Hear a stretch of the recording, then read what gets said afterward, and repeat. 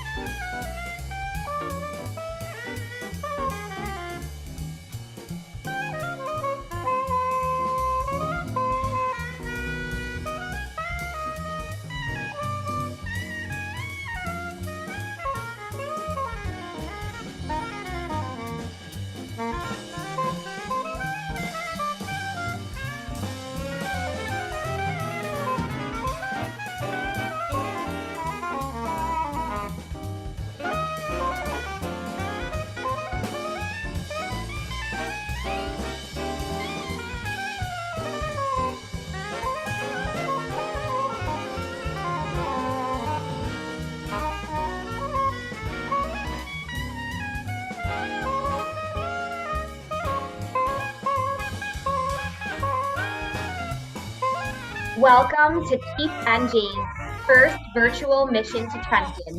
We will begin in 2 minutes.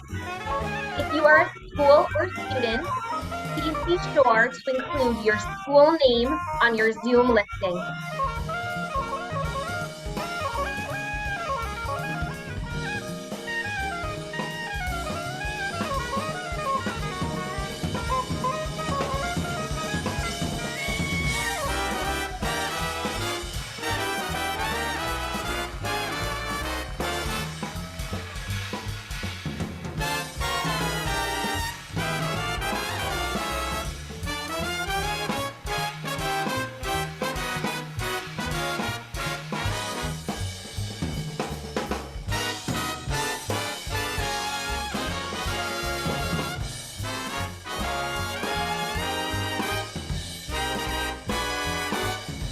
Welcome to Teach NJ's first virtual mission to Trenton. We'll begin in 1 minute. If you are a school or student, please be sure to include your school name on your Zoom listing.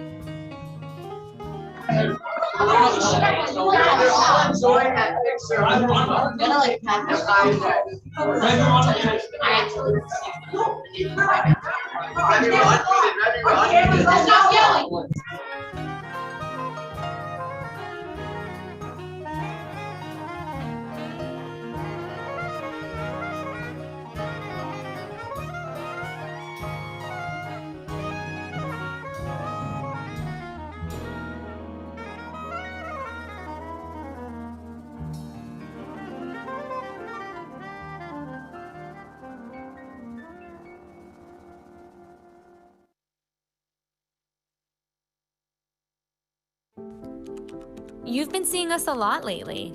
In your school emails, at your free lunch sites, in your local newspapers, and even before the pandemic, in the halls of your state capitol, visiting your classrooms with politicians, the list goes on. But I bet you want to know more about what we do and who we are.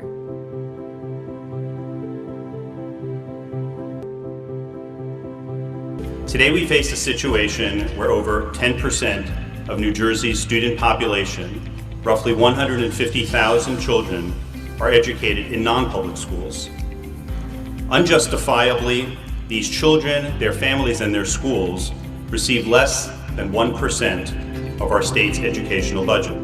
Since 2013, Teach Coalition has delivered close to $1 billion in government funding to Jewish schools in states such as New York, New Jersey, Florida, Pennsylvania, California, and Maryland. Our Teach state teams fight for government funding for historic programs, including record funding for school security. Today is an historic day. New Jersey is committing $150 per child in every parochial school throughout the state.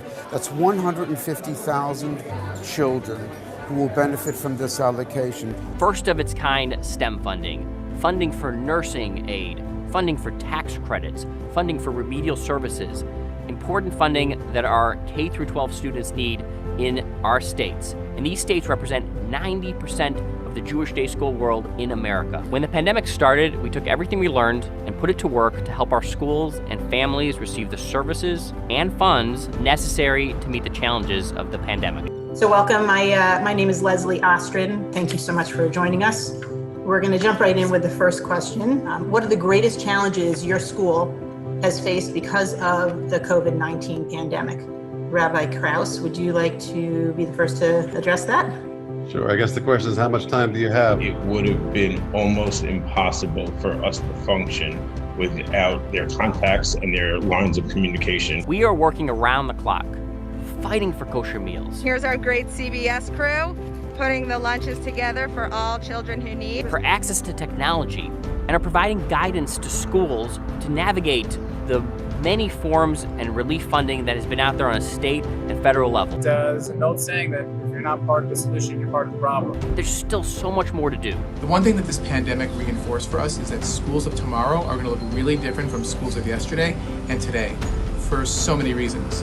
We count on Teach Coalition so often, and we will continue to do so as we move into the future. Ensuring that every student has the skills they need to pursue their dreams also means ensuring that they have the tools they need for a world-class education. I commend Teach NJ for preventing us in public office from losing sight of that fact. There is much more work to be done to support our children in school. And to do that, we need you to vote in every election, to build deeper connections with elected officials, to donate your time. You don't have to do everything, but everyone can do something. We need your help to continue to fight for our schools and families, and to make sure that every child has access to a strong, secure Jewish education.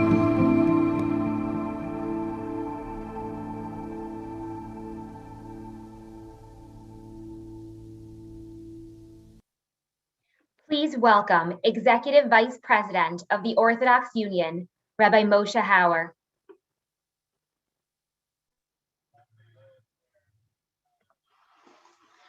Good morning. Good morning. It's a real privilege to be on with all of you on this important day, this day where we gather together for Jewish education. I will just take one moment before addressing the issue at hand for which we have all assembled to note that it happens that I'm privileged to be sitting right now in Jerusalem, in the state of Israel, a day after we celebrated Jerusalem Day, but on a day which, like yesterday, and hopefully not unlike tomorrow, is a day when hundreds of missiles have been raining down on Israel in the south, when 2 citizens were killed today, many others injured. And as our community gathers together to strengthen ourselves and strengthen the Jewish future, our thoughts, our hearts, and our prayers are there for the home of the Jewish future in the state of Israel. We pray for its continued safety. All of us pray for the safety of all of its citizens, for a restoration of peace in the land which is precious to all of us and which is such a critical ally to the United States of America. Today we are here together for the Teach New Jersey Advocacy Day, and we have lots of people here. We have lots of schools, lots of students, lots of school leaders. I can't wait to hear the cheers that will come when the microphones open up at some point, when you represent yourselves and make your presence known. But this day and this project is singular. It is epic in American Jewish life. The hundreds of students here today and the dozens of school leaders here today represent many, many, many thousands more of our students educated in the private Jewish schools of our community. Students who they and their families represent the most profound commitment to a way of life, to a Torah way of life, a commitment that expresses itself in extreme financial investment, which is being made by thousands and thousands of families to ensure that their children, that the Jewish future is able to be educated in an environment which speaks of Torah and its values, and to do it growing in their Jewish life at the same time as they prepare for a life of full engagement in their community, professionally, in the world of health and medicine, in the world of STEM, in the world of business, in the world of community building and community action to benefit all of our citizens. Our schools on this call, our schools represented here, are giving our children a stellar Jewish education and an outstanding secular education. We, all the students who are here, who are dedicating themselves not to a single, but to a dual curriculum, committed to their Jewish future and committed to a strong life, successful life in every realm. This is perhaps the exceptional story of the American Jewish community. This is a story which you, all of you represented here on this call, are writing for the ages, an expression of outstanding commitment and one which is producing, with God's help, outstanding results.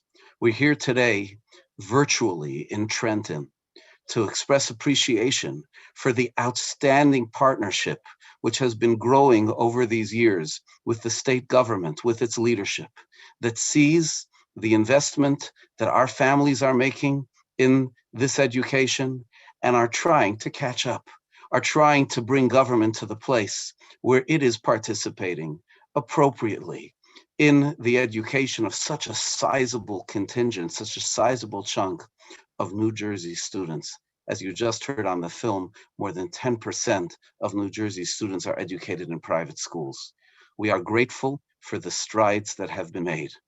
I am grateful on behalf of the Orthodox Union to the leadership of Teach, to the leadership of Teach New Jersey, to the lay leaders and to the school leaders, and most of all, to the students who are gathered here today to show what this enterprise means to us, to convey this message meaningfully to our legislators, to our leaders in Trenton, to express gratitude to them and much hope for a strong, vigorous, continued partnership for the benefit of our students, for the benefit of our state.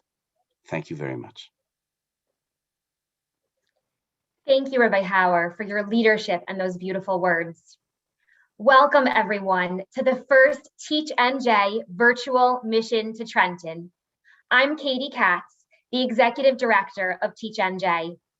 Here today are 600 students, teachers, and community leaders who have come together to thank our elected officials and advocate for expanded state funding of non-public schools. It is my pleasure to invite Rini Kleiman, who worked so hard to organize this mission, to call out the schools from across the state here today. Hey everyone, it's really great to see you here. Please get ready to unmute yourselves and give a big cheer when you hear your school's name. Heichal HaTorah.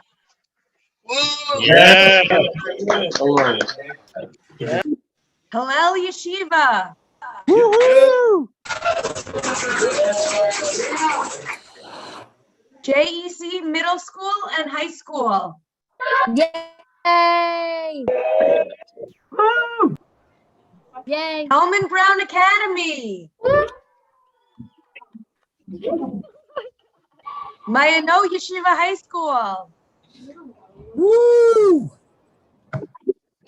Politz Day School.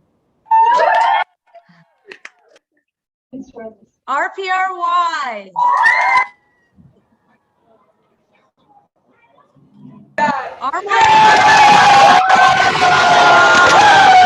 Woo!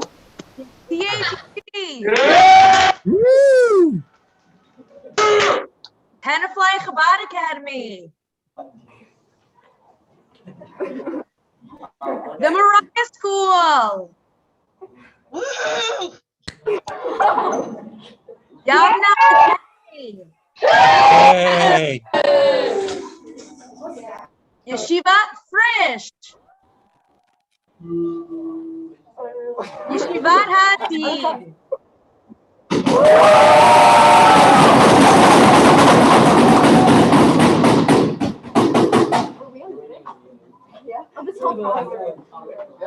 It is really exciting to see so many students and schools here and engaged in our work. The amazing accomplishments of Teach NJ could not have happened without your voices. I want to make sure you know about the remarkable programs and funding that together we have delivered to our schools. This year, New Jersey's non-public schools received more than $60 million from the state.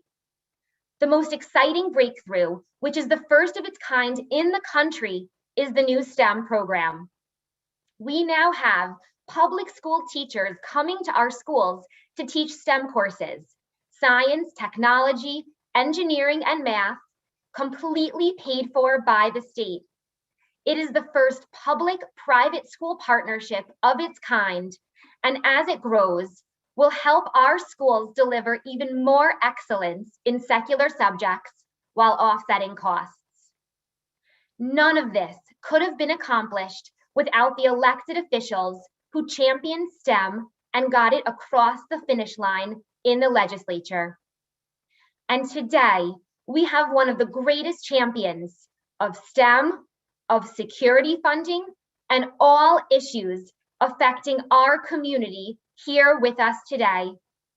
It is my great honor to introduce New Jersey General Assembly Deputy Speaker and Policy Chair, Gary Scher.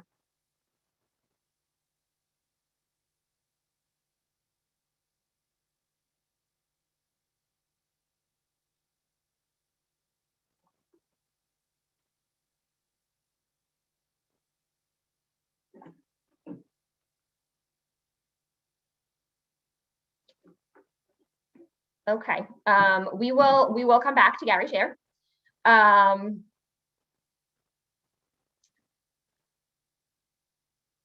Now I'd like to, I'm pleased to, it is my honor to introduce a very good friend to non-public schools, Assembly Budget Chair, Eliana Pinter-Marin.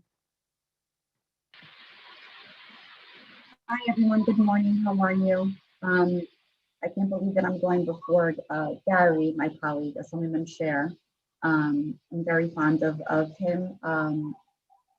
I thank you for inviting me today. Obviously, I think that Teaching Day NJ has done such a terrific job in really getting out the word.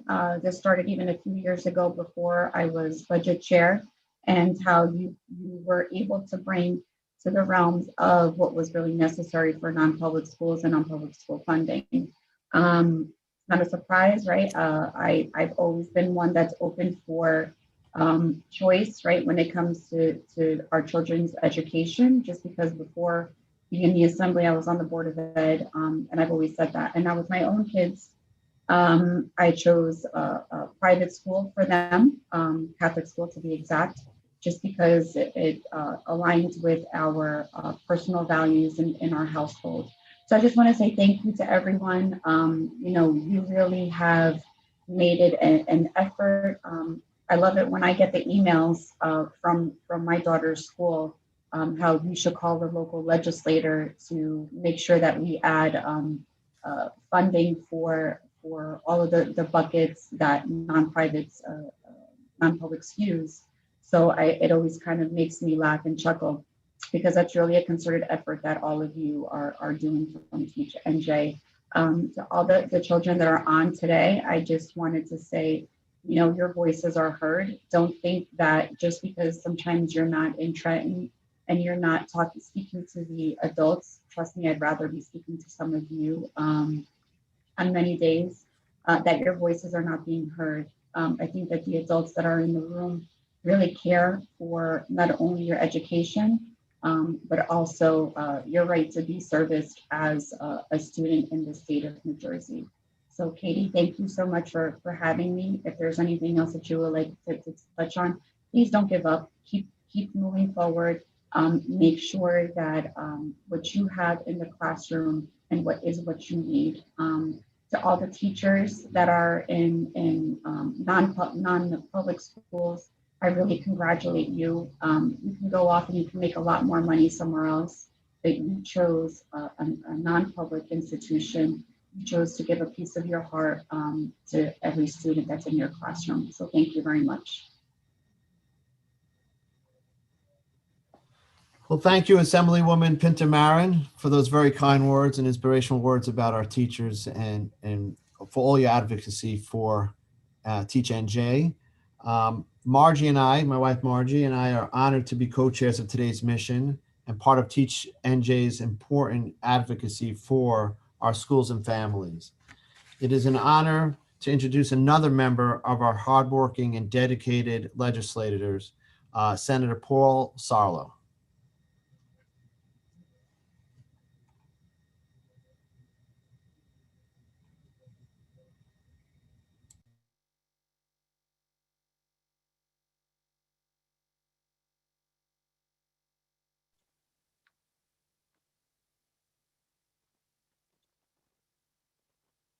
Okay, in the meantime, while we're waiting for Senator Sarlo, I am going to give some instructions for our breakout rooms for afterwards, and we'll come back to them. Thank you very much. After we finish our speeches from elected officials, you will then be entering into your breakout rooms to begin your meetings with elected officials. Your meetings will begin at noon, so there will be a brief break once you enter the breakout rooms. I want to share a few key points about how to advocate effectively. We are here to show our elected officials that we care and that we appreciate their support. Be sure to introduce yourselves, your school, and your community. They genuinely want to know about you and how government funding helps your school. Explain your goal and why you are there to meet them. You may meet with staff, and that is totally okay.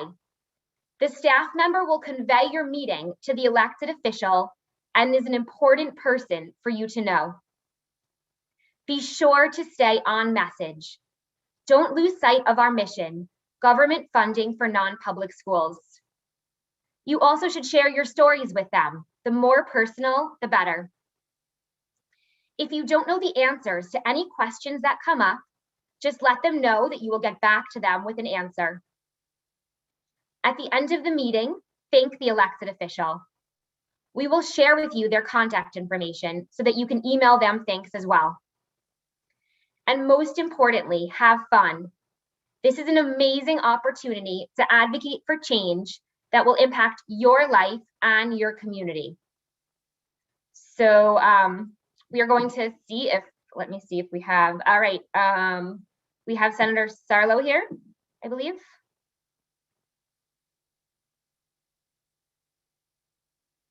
Maybe not. Okay. Just bear with us.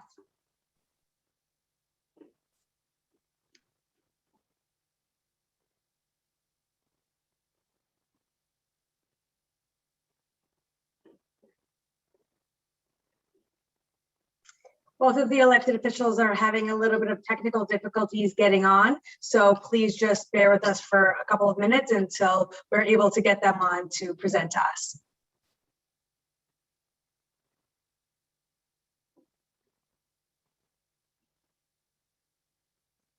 So why don't we highlight some of our schools in the meantime? Should we pull them up on the screen? Let's see what we have here. Alex, you want to pull up some of our schools?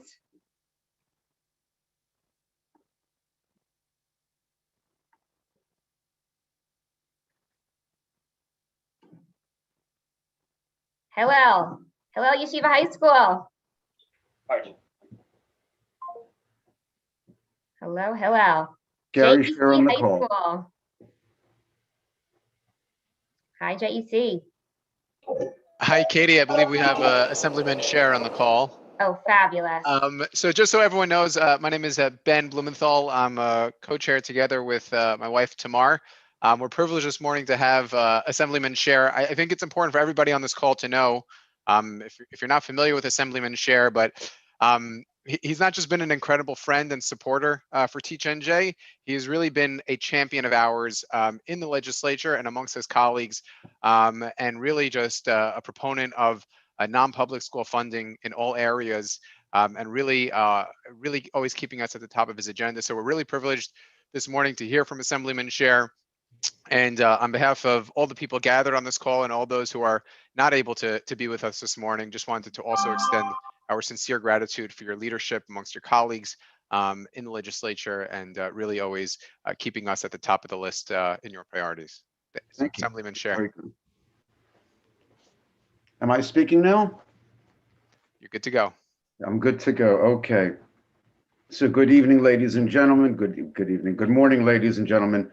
My name is Gary Scher, and I will be concluding my 16th year in the New Jersey State Assembly, representing the 36th Legislative District.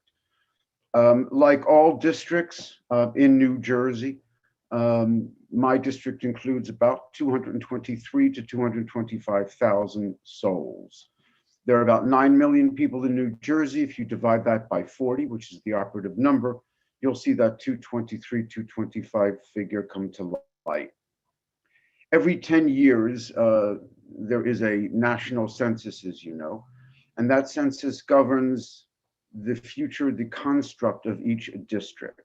So that every 10 years, in order to make districts fair and equal in terms of population, there is a redistricting process that goes on.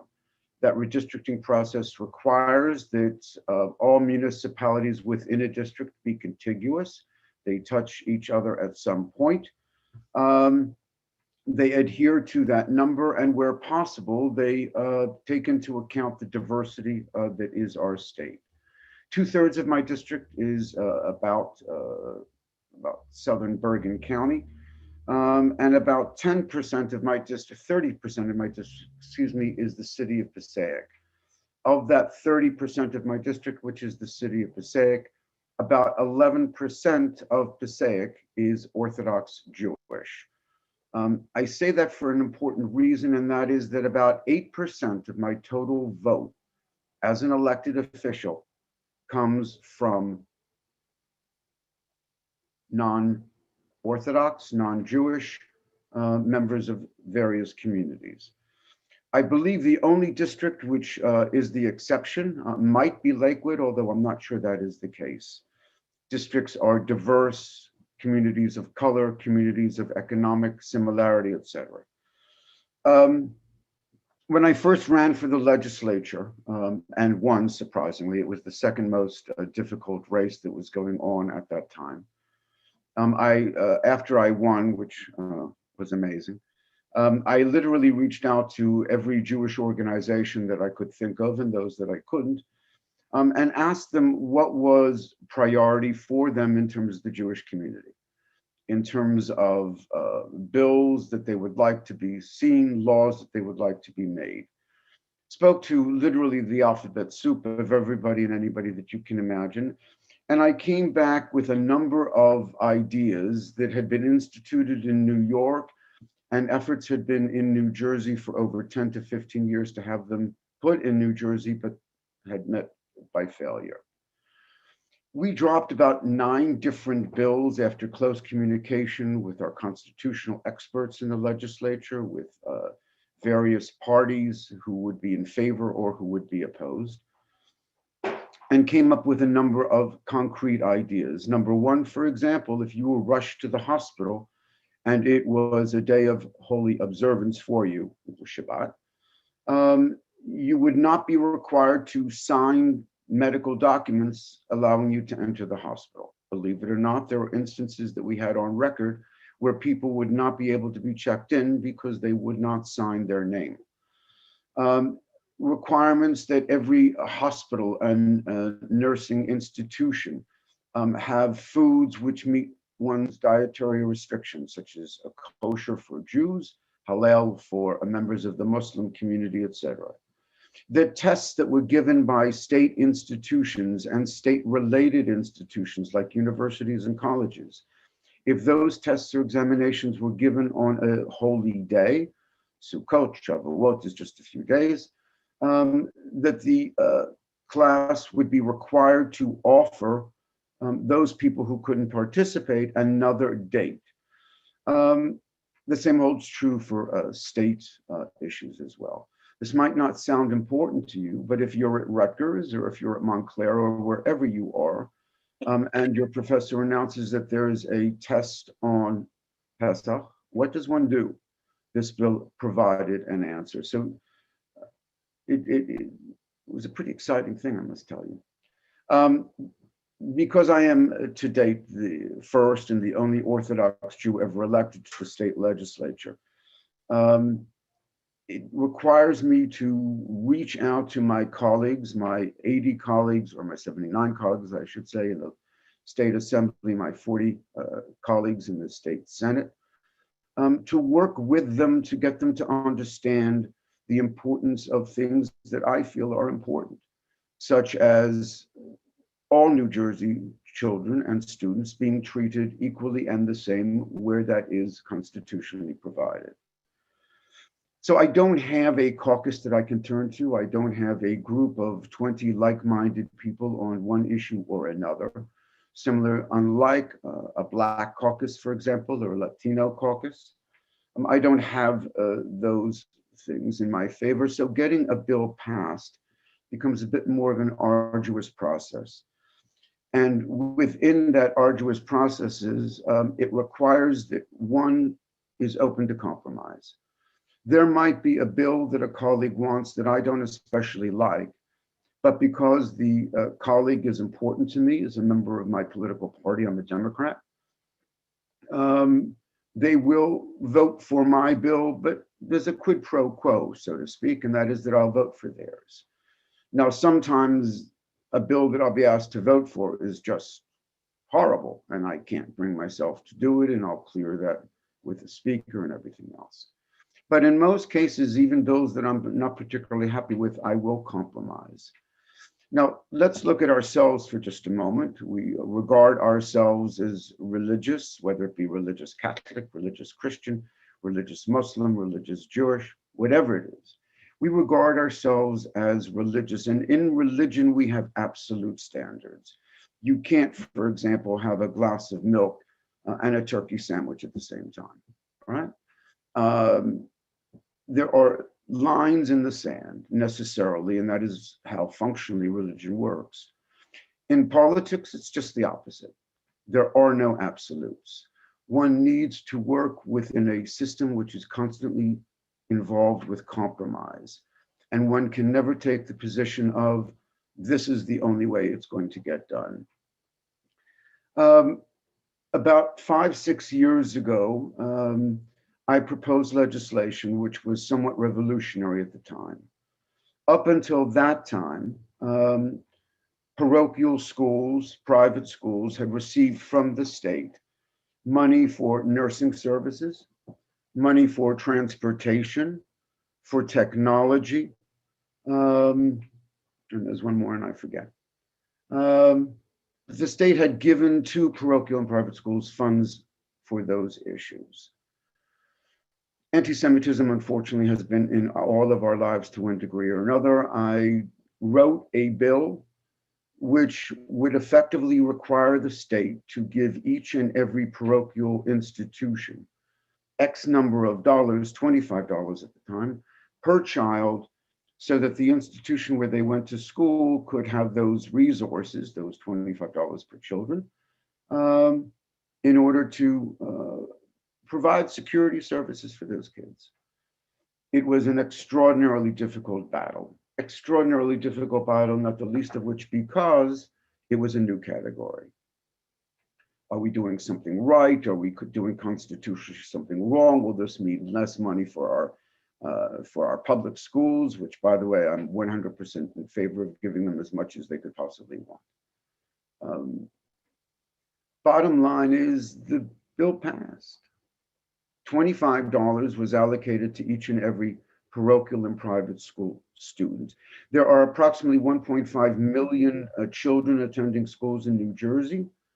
About 10%, 150,000, go to parochial schools. Of the funds going to parochial schools, about 35 to 40% goes to the Jewish community per se. So this was an unbelievable statement. $26 million was going to be allocated by the state to preserve the sanctity and security of these parochial institutions. Pretty exciting. Since that time, that figure has grown from $25 to $50 to $75 to $100, and right now we're at $175 per child in every parochial school, which amounts to $26 million.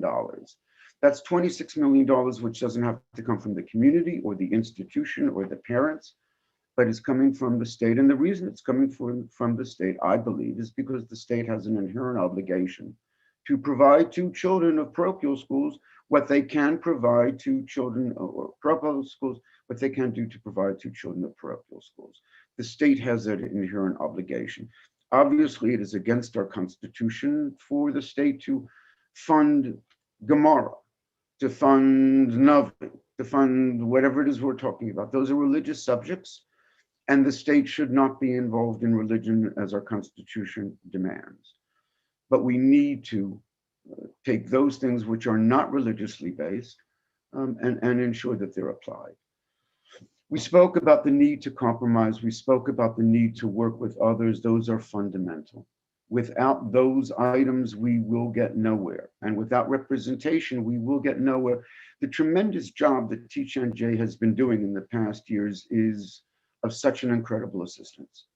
But I must tell you, bottom line, that Teach NJ or the Federation or whatever group you might be involved or affiliated with cannot write a bill. Only a legislator can write a bill. And we need more legislators to be involved in the process, for them to regard helping yeshivot, helping day schools, all of it. We need them to prioritize that on their list. It might not be the first item on their list, but we need it to be the second or the third. And that's the challenge that all of you have. And that's why your participation today and in the future is critical to what it is that will happen. Teach NJ cannot tell you who to vote for. It's a charity. I can tell you who to vote for. I'm a legislator. I can tell you that if you live in the city of Passaic today, there is an election for mayor and council members.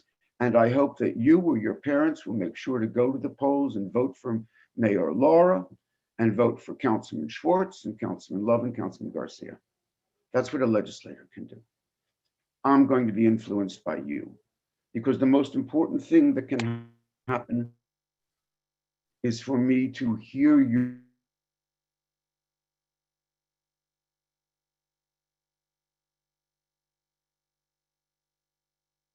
It doesn't fly so much.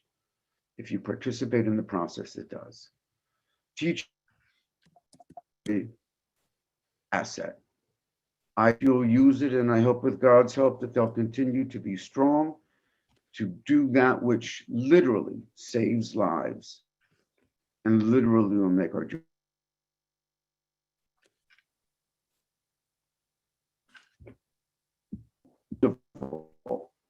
To give credit where credit is due, to say to the various people who have led this great organization, even in these few short years, to help change the landscape and make us fundamentally better in all that we do. Thank you very much. Thank you. Thank you, Assemblyman Chair. As we said before, none of this could have been accomplished without you and without the other elected officials who champion STEM and all of the other funding that non-public schools receive to get it across the finish line. We are so grateful for your leadership as one of the greatest champions of STEM, of security funding, and all issues affecting our community. So thank you so much. And thank you to all of our distinguished speakers.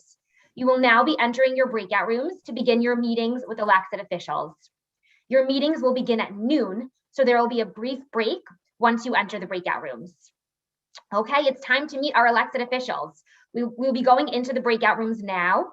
Please click join when it appears on your screen. If for some reason you are not automatically added to a breakout room, you will be able to manually add yourself to your assigned group. The meetings begin at noon. Please join your meeting room early. If your elected official is late, send a message in the chat at 12:05 so that we can troubleshoot.